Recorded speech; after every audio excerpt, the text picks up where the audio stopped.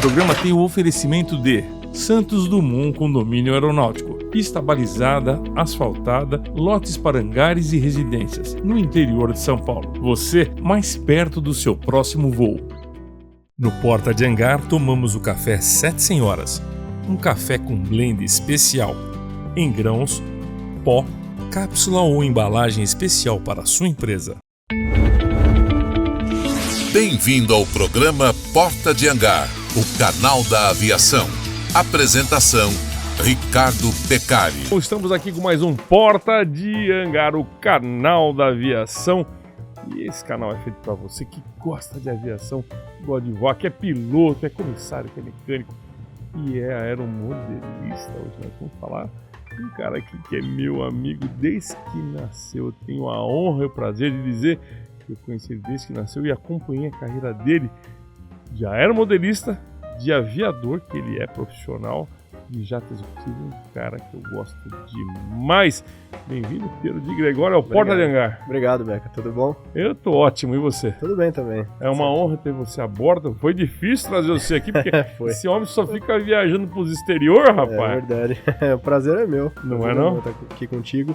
Obrigado pelo convite. E deu certo, né? Deu certinho, né, meu amigo? Valdirzão aqui com a gente, lutando capoeira, defendendo aqui o meu segurança particular. Você sabia, né? Cada vez que eu venho aqui eu descubro uma faceta nova do Valdir. É mesmo?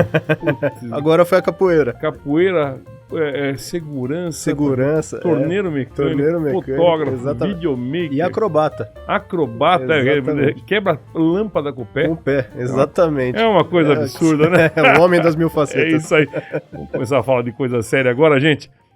Eu já falei que eu conheci você quando você nasceu. A primeira vez que eu te vi era num frio de setembro. Foi muito gostoso poder te acompanhar.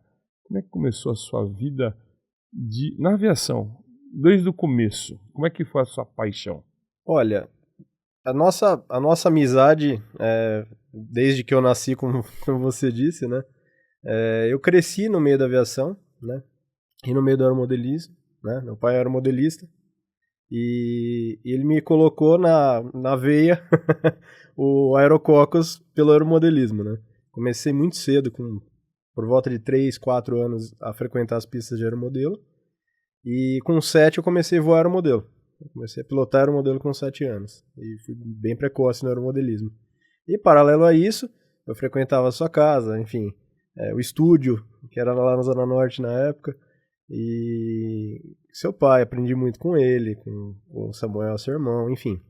Com você, já te dei alguns sustos voando também, que a gente conta pra frente. Mas é engraçado, né? A convivência no meio aeronáutico com as pessoas que vivem da aviação faz a gente pensar diferente na hora de voar. Você acaba aprendendo muito, fica mais fácil voar, né? Sim, tudo completa, né? O aviador ele se completa com vários inputs que ele vai recebendo ao longo da infância, né? Porque a maior parte dos aviadores ele nasce aviador, né? Ele é o sonho dele de voar desde criança, né? E eu lembro que na escola a professora sempre me chamou a atenção porque ela estava explicando alguma coisa na lousa. Eu estudava na Zona Norte, então perto da final de Guarulhos. Então, entre olhar o professor e olhar um 67, um 747, enfim, alguma máquina dessa na final, eu acabava que eu prestava atenção mais na final de Guarulhos do que na aula. Que legal. E engraçado que a gente teve a conexão através de um piloto, de um comandante, que é o comandante Casarini, que voou na TAM Brasil e voou com meu pai também. Tem a história do meu pai do 070, você sabe dessa história ou não? Eu faz muito tempo que eu não a ouço. Eu queria até que você contasse a história do 070, porque eu sei que é muito boa essa história. O meu pai, gente, ele é piracicabano, caipirão, e o Casarini também. E o Casarini foi voar com meu pai, coisa e tal, começo de aviação. Ele só voava Paulistinha, tinha um pouco de vergonha de falar no microfone, mas é aquela coisa do começo. Tanto é que ele se aposentou como comandante Master de 767 na Transbrasil. E aí o controle, por um momento, pegou e chamou o avião que meu pai estava voando, que era um Navage, qualquer coisa assim. E o Casarini era o 2P do voo. E ele, meio nervoso, deixou o PTT aberto. Ele falou, Beccari, é 070? Meu pai falou, é 070. E o PTT apertado, a aviação toda ouviu essa Ouviu história. 070. E é engraçado que virou até musiquinha, você sabia disso? É mesmo, essa eu não sabia, da musiquinha. Até musiquinha. Tem duas coisas na musiquinha que falam o 070 e METAR. O que é METAR? Bom, na aviação, METAR é um boletim, né, de meteorológico, de condição atual do campo. Não, METAR, na verdade, na casa do meu pai, um pedaço de ferro no quintal. METAR, em Piracicaba. Em Piracicaba. Mas, Piero, eu frequentava a sua casa toda hora, e você, além de ser aeromodelista, também construiu aeromodelos. Junto com seu pai, o Arnaldo de Gregório, e faziam os aeromodelos de rádio controle e tudo mais. E isso, de certa forma, te ajudou a se inspirar mais para ser piloto? Sim, com certeza. Na verdade, a materialização do sonho, da vontade da aviação, do voo, ela se deu pelo aeromodelismo. Porque toda a minha infância, adolescência, enfim, eu voei aeromodelo. Meu pai sempre construiu, e constrói até hoje. Eu venho com as ideias mais malucas e ele compra a ideia e aí a gente acaba que monta os aeromodelos, nossos próprios aviões, né? Por exemplo, que avião vocês já montaram? Vários modelos. Agora, o que nós estamos terminando agora é um Embraer Bandeirante, de 2 metros de envergadura por 2 de comprimento. Então ele é um avião escala. Na fila já tem um Tucano, também escala, por 2,40 metros de envergadura. Então esses aviões, é o próximo da fila, é o Tucano. Então, agora o próximo que sai, acho que mais um mês algo em torno de um mês, o Bandeirante já está voando. Você acha que para essa nova geração,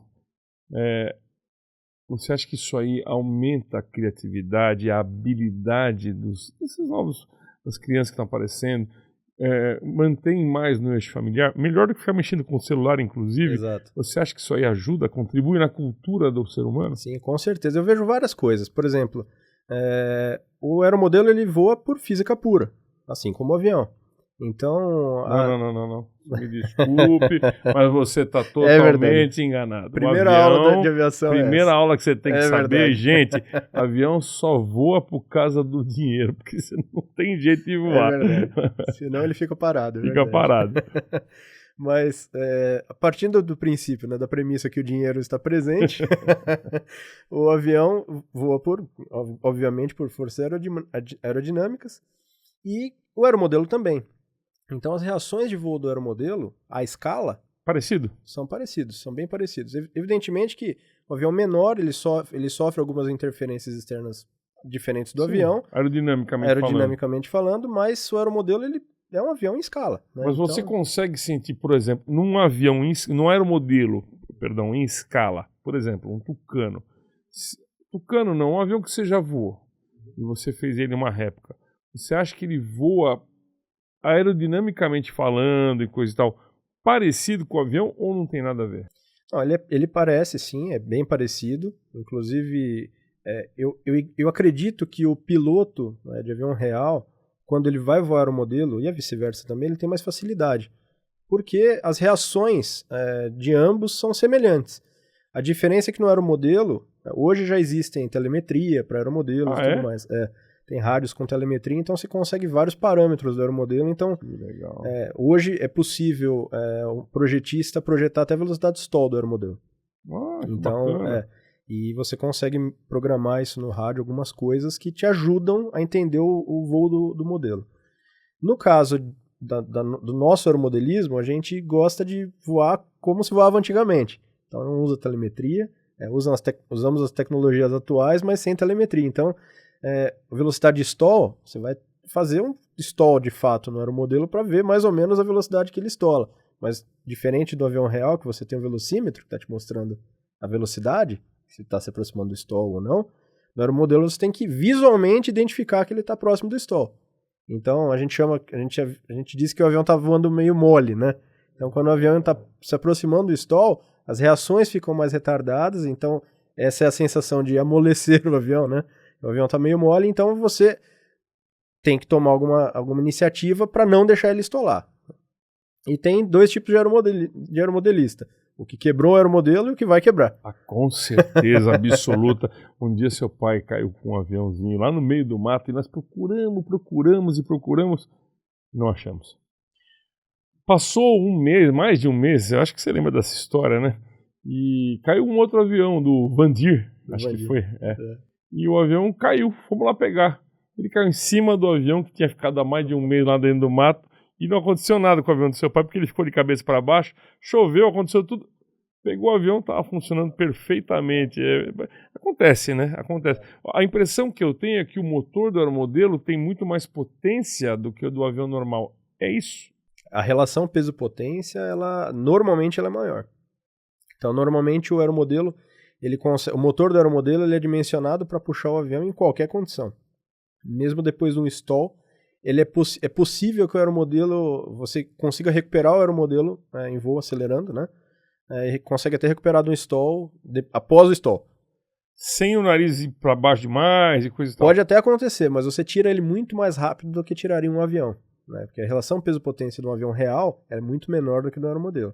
Evidentemente que aviões em escala, modelos escala, é possível você calcular a proporção de potência pelo peso do avião, inclusive na potência. O que eu quero dizer com isso? Vamos imaginar que 70% do peso da aeronave é puxado pelo motor, no real. Um número abstrato. Eu consigo calcular isso para o aeromodelo também. Então eu consigo dimensionar o motor para o peso dele. Evidentemente que eu não quero isso, porque assim como um avião real, você tem o piloto voando dentro dele e você tem as informações de velocidade e tudo mais, você consegue antecipar as reações do avião. No aeromodelo você voa de forma reativa, então você espera acontecer para reagir, né? Então você tem que ter potência. Você já viu os alunos das universidades que todo ano tem um concurso para fazer um aeromodelo, carregar peso? Já viu isso aí? Sim, é muito legal. É muito legal. Um deles veio aqui no Porto de Angar. Um assunto muito interessante. Sim. Muito legal. Porque essa é a base, inclusive, do aeromodelismo, mas é a base para aviação também, né? Exatamente. Porque eles usam o aeromodelismo como plataforma que no futuro poderá a ser desenvolvido para aviação real, né? E o helicóptero radiocontrolado, você voa? Voo também. Mas é difícil. É diferente. Assim como no helicóptero real, você tem várias reações, né? Você acaba contrapondo várias reações em voo do helicóptero. O aeromodelo, o avião, né, o asa fixa, ele é mais fácil de voar no quesito controle, né, controlabilidade. Mas no normal, na vida real também, né? Também, exatamente. Helicóptero você tem que ter uma sensibilidade fantástica. A sensibilidade do piloto de helicóptero é diferente do piloto de avião, né? Então... Voava muito com o meu amigo comandante Nascimento, que eu estou convidando mais uma vez para vir aqui no Porto de Angar. Ele está me enrolando, ele só quer que eu vá com uma churrasco na casa dele, mas não vem para cá. E eu lembro que ele voava com 2 dedinhos assim, ó, o helicóptero. Muito sensível a coisa, demais.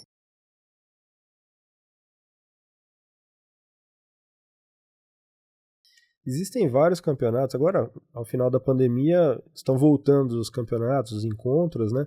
Mas quando eu era garoto, o último campeonato que eu participei, na verdade eu ganhei um troféu como menor piloto em 96. Ah, que legal. Eu tinha 10 anos. E foi lá em Gaspar. Hoje chama Fesbraer, o campeonato. É muito legal essa festa. Eu acredito que é o mais antigo na atualidade, né? Então, é o maior que tem no Brasil. É o maior que tem. É uma festa muito bonita. Infelizmente, eu não consigo. Fazem alguns anos que eu não consigo participar, mas é uma festa muito bonita. Eu tenho acompanhado por internet, por YouTube, alguns canais específicos, né, especializados em aeromodelo, que eles vão até essas feiras. E eu vi o último agora que teve esse ano. Bem bonito, a festa bem bonita, bem profissional. Muito legal. Quais são os materiais que se usam que é usado para fazer aeromodelo? Bom, a tecnologia ela é dinâmica, né? Ela muda, sempre ela muda. Basicamente, a gente usa a madeira balsa, uma madeira bem leve e resistente. Tá difícil de arrumar também, né? Tá acabando, né? É difícil, porque outros mercados utilizam a madeira balsa, no mercado de móveis, enfim. E o aeromodelo é um hobby, né? Então, o hobby, como todo hobby, ele é ligeiramente mais sensível a preço, né, do que o profissional, né? Então, entre um produtor produzir para uma indústria de imóveis e produzir para vender para hobby, para aeromodelo, infelizmente o negócio vai sobrepor ao hobby, né? Você falou eu só vou te cortar um minuto porque eu quero lembrar disso aí. Você falou da bandeira balsa. Nosso amigo em comum, o comandante Bart, explicou para mim que o Vampire, a cabine dentro do Vampire é feito de balsa. Balsa, olha só. Legal. Que legal. Ela é bem flexível, né? Ele é pressurizado. E é feito de balsa. Ela é flexível, resistente e muito leve. A madeira balsa eu acredito que seja a melhor madeira para trabalhar com aeromodelo. Mas nem todas são boas, né? Tem uma região específica. A mais famosa de qualidade do mundo é a balsa equatoriana. Então, há muitos anos, e ela continua sendo uma balsa... Existem outros lugares. O Brasil produz balsa também, obviamente que em menor quantidade, né? Mas por várias questões climáticas e, enfim, várias questões geográficas também, a balsa equatoriana é uma balsa muito boa. E Revel, o avião de plástico modelismo? Você fez? Como é que é? Eu ganhei, quando eu era garoto, eu não lembro agora exatamente, acho que com 10, 11 anos, eu ganhei meu primeiro kit de plástico modelo, que foi um P-51. E era um avião muito bonito. Sim. E aí, criança, aquela habilidade gigantesca que qualquer criança tem para montar um kit tão pequeno, os dedos foram bem colados, o avião nem tanto.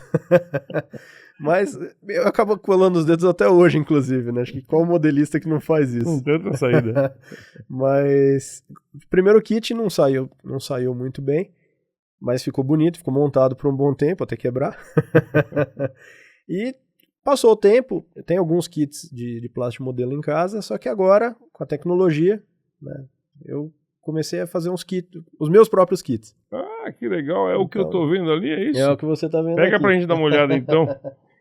Esse é um Tucano? E esse é um Tucano, esse é um T-27. Mostra, levanta ele pra cima aí na câmera pra mostrar pro pessoal. Ele é impresso na tecnologia de impressora 3D.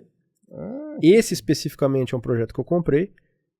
Eu tenho alguns desenhos que eu tenho feito. E esse Tucano, ele é todo impresso em 3D, num material que chama PLA.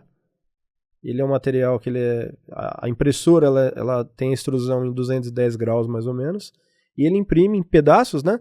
E todas as peças desse avião são impressas em 3D. Ah, que legal. Põe ele aí pra enfeitar o programa enquanto a gente conversa. Eu queria que você deixasse esse cara aí, mas eu acho que você não vai deixar, né? Você vai levar embora. Mas tudo bem. Agora, eu tô vendo ali, rapaz, que eu tô babando, o Valdir tá segurando na mão ali e não quer mostrar.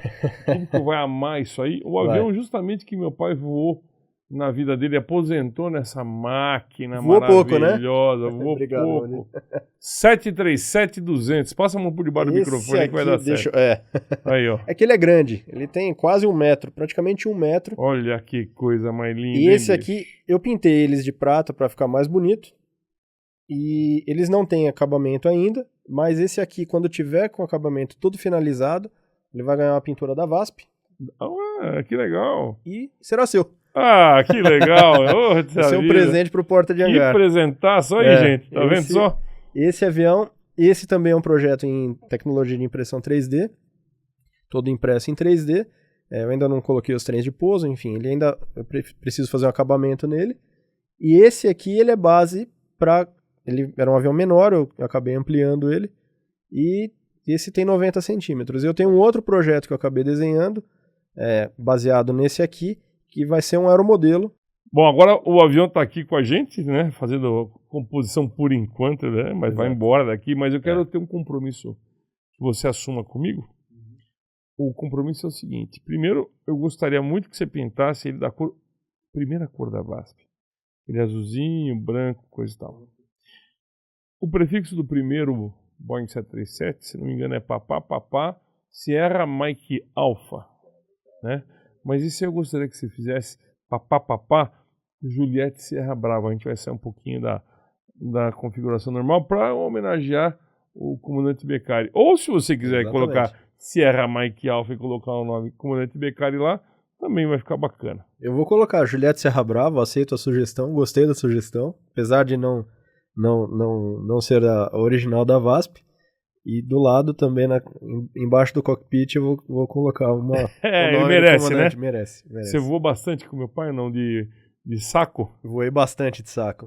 Dia de cheque? Dia de cheque, Piero exatamente. tava junto lá. Tava junto. Que legal. Tava junto igual a sombra dele. Que legal. Piero, para fazer uma máquina dessa aqui, quanto usa de material? Como é que se calcula isso? Hoje os softwares próprios para chamado fatiamento da peça, ele prepara a peça para a impressora imprimir, ele consegue calcular o peso de filamento que vai e a quantidade em metros de filamento que vai. Então, hoje a tecnologia das máquinas, das impressoras 3D, elas estão, a cada dia elas modificam, enfim, tempos em tempos, e o tempo é muito curto hoje, como qualquer tecnologia, e ele calcula para você. Então você compra o filamento, você pode comprar um filamento em rolo de 500 gramas ou de 1 quilo. Eu sempre compro de 1 quilo porque as minhas impressões são grandes, exato. Então eu acabo, esse especificamente, ele tem próximo de 1,5 kg. Então tem próximo de 1,5 kg de filamento aqui. Quanto custa isso só de material? Só de material de filamento hoje, 1 kg de filamento custa em torno de R$150. Não é nada absurdo. Não né? é nada absurdo. Não é nada absurdo. E em tempo? Quanto tempo para imprimir um cara desse? Se você vou fazer isso aqui agora e vou terminar só a hora que quanto tempo você acha que vai gastar? Então, o tempo na impressão 3D, eu sou um iniciante na impressão 3D, mas o tempo depende muito de vários fatores. Por exemplo, esse 737 e o Tucano também, eu fiz uma impressão com um pouco menos de qualidade porque eu quero dar um acabamento com massa, pintura, enfim. Eu quero dar um acabamento diferenciado. Agora, é possível você imprimir na melhor qualidade possível dele, que fica praticamente perfeito, sem nenhuma imperfeição. Só que ele, como não tem nenhuma imperfeição, você ainda consegue ver algumas coisinhas. A asa desse Tucano, por exemplo, está na melhor qualidade. Então você ainda vê alguns detalhes da impressão. Sim. Então, neste caso, desse 737, por exemplo, eu gastei alguma coisa em horas eu não sei precisar, mas foi pelo menos um mês de impressão. Tá, mas se você pegasse ele firme para fazer o quê? Uns 2 dias? Não, uma semana. Uma semaninha. Uma semana. Ah, legal. Vamos falar um pouquinho da aviação de gente maior um pouco? Exatamente, a real. Como é que você começou na aviação de gente maior? Você tirou o brevet aonde? Você começou dando instrução? Como é que foi sua vida? Bom, os meus primeiros voos foram com o comandante Beccari, de saco. Lá aprendi muito. Profissionalmente falando, voando já, tendo instrução. A minha instrução teórica foi no Aeroclube de São Paulo, tanto PP quanto PC, e as práticas, horas de voo, eu voei tudo em Bragança, no Aeroclube de Bragança Paulista. Paulistinha. O HLV, inclusive, foi um dos aviões que eu voei. Eu solei no Golf X-Ray Romeo, GXR, e chequei o PP no Gucci. Eu voei os 3. Exatamente. Inclusive, eu tenho o GXR, um aeromodelo, de 1,70 m de envergadura, e eu brinco no fim de semana com ele, quando eu estou aqui em São Paulo, consigo ir para a pista. É um dos modelos que eu levo. Legal. E voei o Paulistinha. Aí, depois do PP checado, eu entrei na faculdade, fiz a faculdade de aviação civil. E no final da faculdade, eu tenho um grande amigo, que se chama Ricardo Beccari. Sou eu. Que, conversando numa Labasse com o Daniel Torelli. Grande cara, Daniel Torelli. Um abraço. E ele pediu uma oportunidade para o Torelli para que me colocasse na então consultoria que eles tinham, que era a Aerogrips. Isso foi no final de 2007 para 2008. De lá eu entrei, fui fazer uma entrevista. Uma bela escola ali, hein? Foi uma excelente escola. Até um abraço para todo mundo que participou da Aerogrips, de algum modo, participou da minha formação também. E lá trabalhei por vários anos. Então, trabalhei na consultoria, um pouco na consultoria aeronáutica, e acabei indo muito rápido para a área de treinamento. Você dava treinamento de aviões, de aviônica? Várias coisas. Basicamente, foi na época que o Cirrus estava bombando no Brasil, muito mais do que hoje, né? Hoje já é um avião consolidado. Naquela época ele era um avião que estava chegando no Brasil e era uma novidade até então muito diferente dos concorrentes, né? e demandava, até por questões de seguro e tudo mais, um treinamento específico. Então a gente desenvolveu o Ground School dos Cirrus, que foi onde eu aprendi muito e ensinei muito também. Inclusive, muito bem recomendado pelo meu amigo André Castellini, que teve que legal. Com você. Teve. Um abraço pro André também, eu gosto muito do André. Excelente gosto. Piloto. E os treinamentos com o André eram engraçados. Vou até colocando um parênteses. Eu chegava pra ver o que ele sabia fazer, porque ele já estudava e sabia tudo antes. Cara competente, né? Muito. Muito bom. Você passou essa parte de instrução, de ensinar as pessoas a voar digitalmente falando, vamos dizer assim, né? Painel diferente, uma nova era da aviação, recente, aliás, né? Diga-se passar, ainda é recente.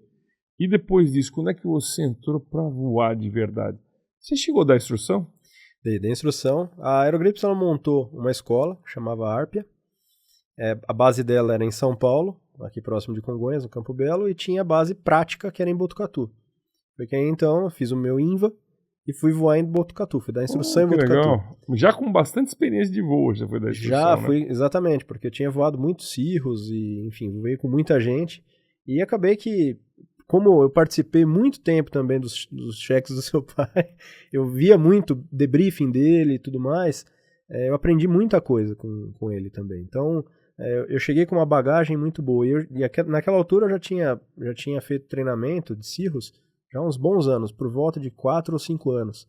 Então já era um instrutor relativamente experiente, mas não de instrução prática diretamente para o aluno em formação, né? Mas você tem um negócio muito legal, gente, quem não conhece Pero ao vivo, você tem muita calma, você é um cara que gosta de explicar, você é um cara que gosta de ensinar.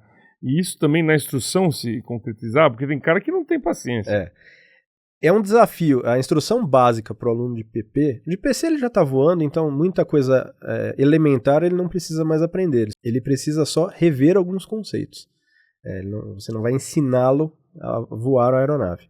No aluno de PP tem muita coisa básica, então o instrutor precisa de muita calma e muito profissionalismo para conseguir passar a instrução corretamente para o aluno. Aliás, Perão, a gente voou bastante de Paulistinha, né? Vamos de Paulistinha. Inclusive, minha primeira decolagem foi contigo. Ai, caramba. Você foi o responsável ou irresponsável pela minha primeira decolagem de Paulistinha. Posso contar o que aconteceu? Claro, por favor. Gente, eu senti um tremelique no avião, o leme do Paulistinha não parava de mexer, de tremer e coisa e tal. Quando eu olhei, o Piero tava chorando. Eu tô emocionado. E o leme, o pé dele tava tremendo assim, ó, no leme, de emoção, de nervosismo. Porque é realmente uma emoção, né, Piero? Porque voar é gostoso. Agora, quando você pilota a aeronave, ainda mais o Paulistinha, né, que é um avião convencional, e não é um avião difícil de voar, é um avião de instrução, mas o avião convencional requer alguns cuidados, né? É um trabalhinho extra, exatamente. Né? Com a cauda no chão, o Paulistinha merece respeito. Eu lembro também no voo que nós fizemos de Cessna 172... Pra Limeira. Essa eu não esqueço nunca mais. Conta você, essa história é boa, A gente tava vindo pra pouso em Limeira, aí olhando a pista, aí de repente eu olho uma movimentação na pista de terra na época ainda em Limeira. BK, impressão minha ou tem gente na pista? Não, tranquilo, o pessoal tá jogando bola, mas chegando o avião perto eles saem. Foi uma sincronia absurda. Trave, lembra que tinha trave? Tinha até trave, dos dois lados, né? Não era uma trave só. Então devia ter 6 pessoas, 8 pessoas. Foi uma metade das pessoas pegando uma trave, a outra na outra trave. Separaram cada um para um lado, a gente tocou, eles voltaram. Era engraçado, Limeira, e tava operando, a pista tava operacional. Foi um pouquinho antes de interditar, né?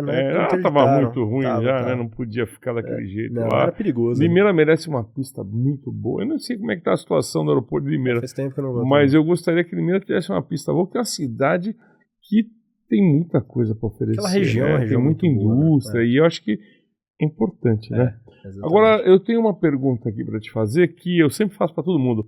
Troca de cueca.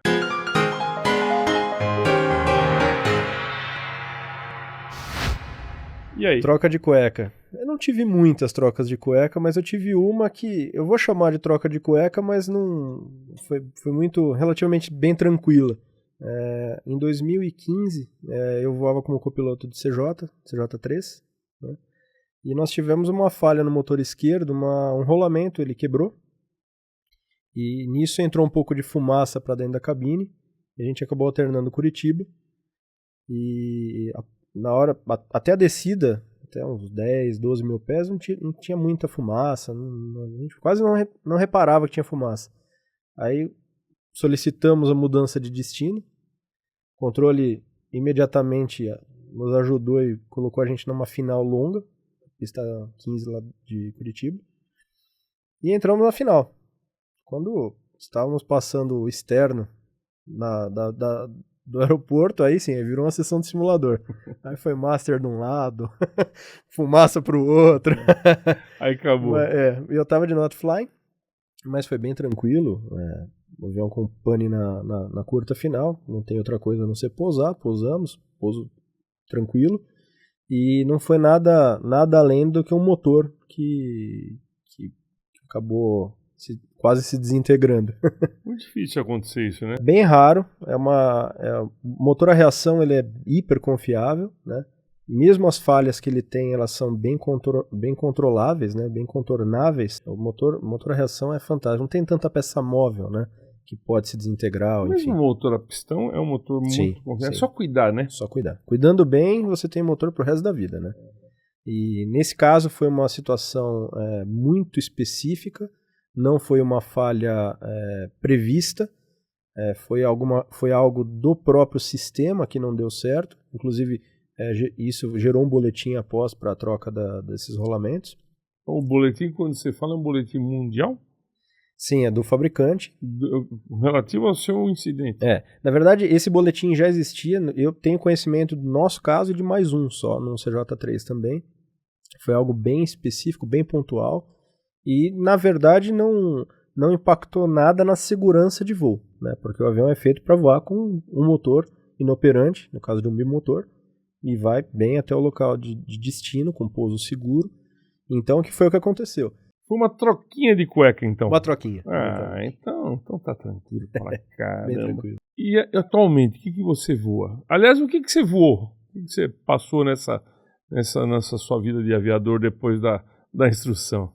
Bom, depois da instrução, eu voei um Citation CJ3. Após eu entrei num táxi aéreo, voando o King Air B200 e o B250. Em 2018, eu fui promovido para voar o Gulfstream G450 e G550. Maquinão, hein? Fantásticos. São aviões muito, muito confiáveis. Você falou maquinão. Você fala fantástico. Maquinão, hein? Fantástico. Muito bom de voo. Então, a partir de 2018, toda a pandemia nós voamos bastante, porque a operação de táxi aéreo não para, né? Não parou. E como a linha aérea estava toda parada no mundo, foi quando nós voamos mais, trazendo pessoas para o Brasil e levando para os seus países também. Tanto no 450 quanto no 550. Após isso, a aviação modificou, eles venderam os aviões e eu fui promovido a comandante de pilotos PC-12 naquela empresa. E agora, há 1 ano e meio, eu estou num outro trabalho, voltei a voar o G550. Felicidade. Uma turma muito bacana. Voa muito internacional. Quase todos os voos são internacionais. Que legal. Quase todos, voa muito pouco no muito doméstico. diferente você voar no Brasil ou internacionalmente. O que é mais fácil? Eu não diria mais fácil. Na verdade, o voo internacional ele demanda muito mais planejamento, né? Então, o voo doméstico, o voo curto, ele pode acontecer de uma hora para outra. De repente, toca o telefone, vamos decolar, decolagem praticamente imediata. Então, você tem menos tempo para planejar o seu voo. No voo internacional, por conta de várias autorizações, autorização de sobrevoo, de pouso, de pátio, enfim. Como você demanda de várias autorizações, própria documentação de passageiro, então é um voo que demanda mais tempo para planejar. Então você já chega sabendo o que vai acontecer. Então, nesse aspecto, é um voo mais simples. Evidentemente que até acostumar, jet lag é algo que pesa muito. Pesa muito, né? Muitas horas de voo. Então, até acostumar, leva um tempo. Hoje já estou acostumado, então... Vai que vai. Piero, a gente gosta de pedir para o convidado, sempre em todos os programas, falar uma mensagem de incentivo para quem está começando na aviação. Cada um tem uma visão diferente sobre o assunto. Então, você como é um entusiasta, que você gosta demais de aviação, gostaria que você passasse para quem está começando uma mensagem legal. Bom, para quem é fascinado pela aviação e deseja tornar a aviação profissão ou mesmo lazer, eu diria que persista e busque sempre se aprimorar, esteja sempre cercado de pessoas que gostam também de aviação, que foi o meu caso, e tudo vai acontecer. Pensar positivo, focar lá no norte, né? Exatamente, foca lá na frente e sempre pensando positivo e sempre se preparando, né? Porque você precisa estar preparado. Muita gente, quando vai começar a se formar, eu via na escola, o mercado não está tão aquecido, então vou esperar começar a aquecer para me preparar e estar pronto. Tem gente que deseja companhia aérea. Na verdade, não. Prepare-se quando o mercado está em baixa. E justamente quando ele começar a subir, você já está pronto. Então, sempre é interessante que você sempre se atualize. Esteja pronto para o voo. Sempre pronto para o voo, exatamente. Piero, obrigado pela sua participação. Agradeço, obrigado. Vai ser muito bom se você voltar aqui para gente conversar mais. Voltarei. Você é uma pessoa que eu gosto muito de estar perto. Eu também. Você é um ser humano muito bom. Obrigado, Michael. Então é legal demais estar com você. Valeu. E o Valdirzão, obrigado, Valdir, pela sua ajuda, pela sua força que você dá sempre aqui no programa, sempre Grande com a Valdir. gente. Gente boníssima. Boníssima, o meu lutador de capoeira. É isso aí. É isso aí. Pessoal, balança o sino do Porta de Hangar, divide essa história com a turma e inscreva-se no canal, porque é importante pra gente o canal subir e ir pras nuvens e a gente continuar fazendo um bom trabalho pra você que gosta de aviação. Valeu, obrigado, até a próxima!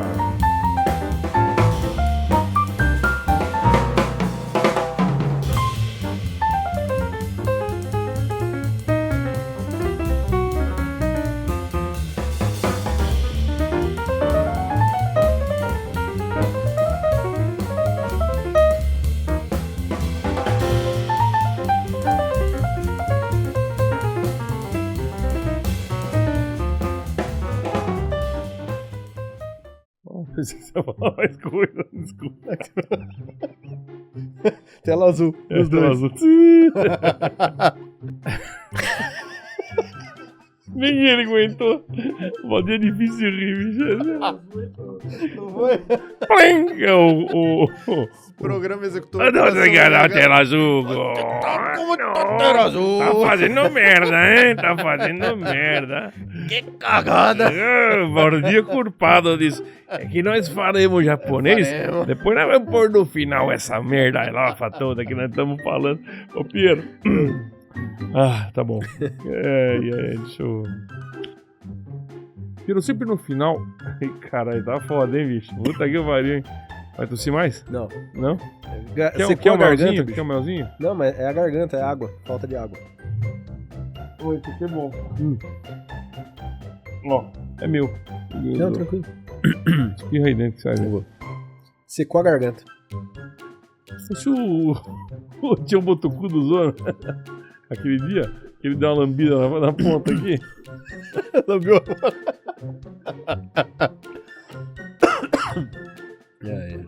Tio Botucu da Tinha um Botucu da dura, hein? Vai, obrigado. Vai ou não vai? Vai. Ai, meu Deus. Vai. Esse negócio faz mal. Agora não tá de rir no final do programa. O Botucu da minha cabeça. O Botucudo cavou fundo ali. Ai, Pierão, você não vale nada, moleque. Vamos falar em japonês com o Valdir. Vai não, ó. Valdir. Ele conhece o tio Botucudo. Botucudo. O Valdir Botucudo gosta de lutar capoeira. O Valdir pegou 28 vezes Covid. 28 vezes o Covid? 28 vezes. É um coelhinho dele lá que o apelido do cara é Covid. Pegou depois da meia-noite e vira Sandra Mara. Safadinho. Mas vamos pôr isso no final do programa também. Né? Cenas extras, ele se fudeu. Ele tá muito safadinho com o Covid, muito, não? muito. Ei, Valdizão, velho de guerra. Ai. Quanta bobagem junta.